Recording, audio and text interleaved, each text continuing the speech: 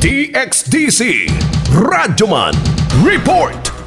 All systems go na ang City Disaster Risk Reduction and Management Office alang sa ilusad nga river-wide drill karong Sabado silbing parte sa Disaster Resilience Month. Sumala ni Alfredo Baluran, CDRMO Chief, sukdon ang kahanas ug kapabilidad sa matag responder sa barangays atol sa paghahimo og drill.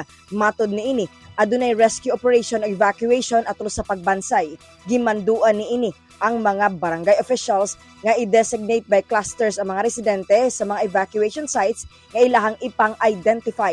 Parte usab sa aktibidad ang mga personahe sa City Health Office, City Social Welfare and Development Office, Barangay and Culture Communities Affairs kun BICAD ug uban pang concerned agencies nga parte sa operasyon kung adunay mga pagbaha ug mga kalamidad. Tanaw nato diha during the executions kung unsaon gyud no sa ato ang mga BDRNCs and the responders pag-execute no kay kana siya nga mga activities is mo na gina ang ilahang templates kung naay mga water overflow or pagbaha aning mga sapa nga ato ang napili for the simulation exercises.